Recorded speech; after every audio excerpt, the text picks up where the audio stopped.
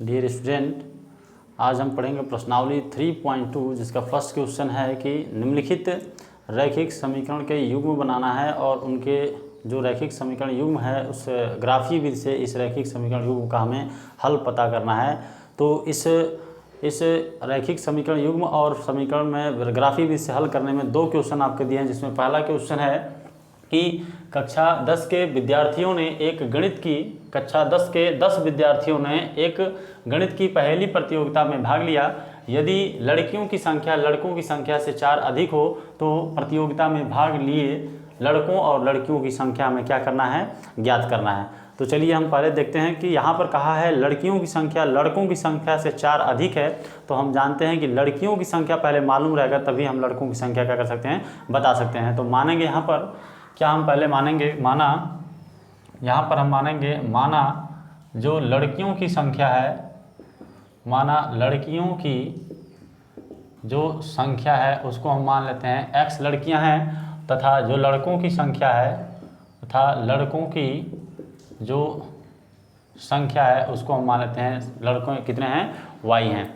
प्रश्नानुसार आपका जो क्वेश्चन में कहा है उसके अनुसार देखिए कि एक कक्षा में 10 ही विद्यार्थी हैं। तो विद्यार्थी का मतलब उसमें लड़के भी सम्मिलित होंगे और क्या होंगे, लड़कियां भी सम्मिलित होगी। तो हम कह सकते हैं कि लड़कियों की संख्या और लड़कों की संख्या मिलाकर जो है प्लस जो है टोटल कितना आपका है, 10 है। ये हम समीकरण नंबर क्या बना सकते हैं, 1। और द्वितीय प्रश्नानुसार अगर हम कहें तो प्रश्न में कहा है कि लड़कियों की संख्या जो है लड़कों की संख्या से बीच में बराबर कर दीजिए। लड़कियों की संख्या लड़कों की संख्या से कितना अधिक है, 4 अधिक है। तो ये हमारा बन रहा है समीकरण नंबर कितना आपका, 2। हमारा एक समीकरण 1 बना और समीकरण 2 बना। इसमें हम समीकरण 1 और 2 से हम कर सकते हैं ग्राफ ये बना सकते हैं, सारणी बना सकते हैं, टेबल। तो समीकरण 1 से यहाँ पर हम देखेंगे समीकरण 1 से अगर हम टेबल बनाएं तो x बराबर हो जाएगा 10 माइनस कितना हो जाएगा, y। और इसके लिए अगर हम टेबल बनाएं तो देखिए टेबल कैसे होगा, एक x हो जाएगा और एक क्या हो जाएगा, y। और यहाँ से यदि y का वैल्यू हम क्या रखें, यदि y का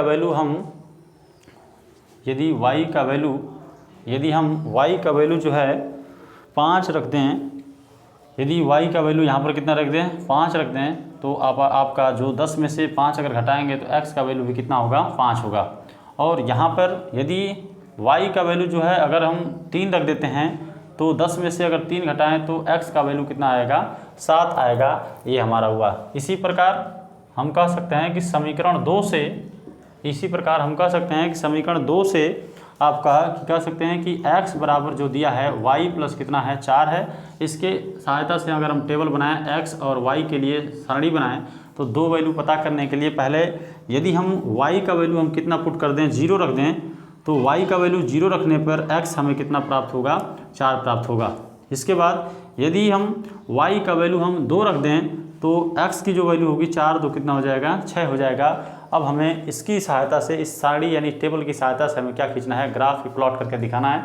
तो देखते हैं, ये आपका जो हो जाएगा x एक्सिस हो जाएगा, ये आपका x अक्ष हो जाएगा, इसको कहेंगे x अक्ष।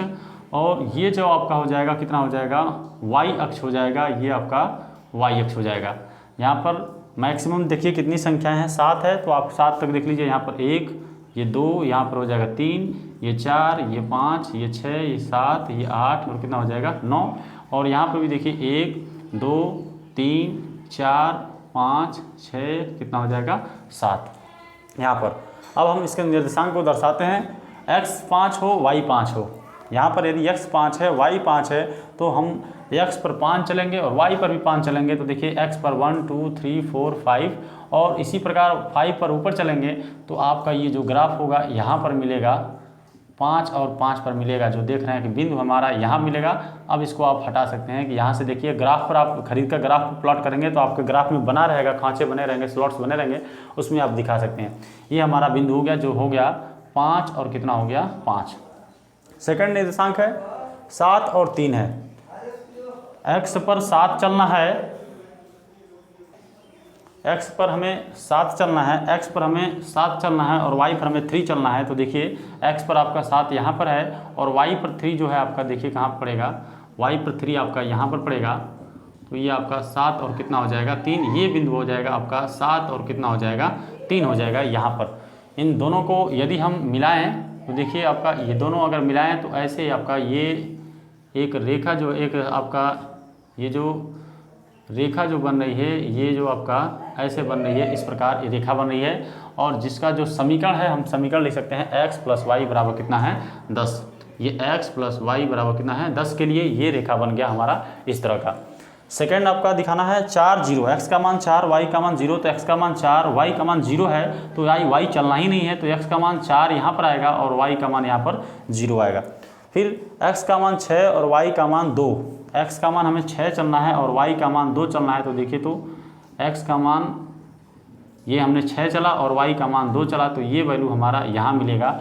और इसको अगर मिलाएंगे तो देखिए ये आपका मिलते हुए ऐसे जाएगा, ये रेखा हमारा ऐसे प्लॉट होगा इसका। अब चाहे तो आप हमने यहाँ पर आपके प्लेन पर हमने ये बनाया है, रेखा बनाया है, तो आपको यहाँ से डॉटेड लाइन को हम हटा देते हैं। अब ये रेखा बनकर ये आपका बनकर तैयार हो गया, जिसको ये बिंदु निर्देशांक हो जाएगा 4 और 0, और जिसके इस बिंदु का निर्देशांक हो जाएगा कितना आपका 6 और कितना हो जाएगा 2। अब देखिए ये दोनों जो हैं एक जगह पर प्रच्छेद कर रहे हैं, ये दोनों रेखा समीकरण युग्म जो है एक जगह प्रच्छेद कर रहे हैं, जो जिसका निर्देशांक कितना है 7 और कितना है 3 है। तो हम कह सकते हैं कि 7 कौन होगा, x की वैल्यू जो होगा वो कितना होगा 7, ये x एक्सिस पर 7 होगा और y का वैल्यू कितना होगा 3 होगा। तो यहाँ से हम कह सकते हैं कि x बराबर कितना हो जाएगा 7 और y जो होगा y का वैल्यू कितना होगा 3 होगा।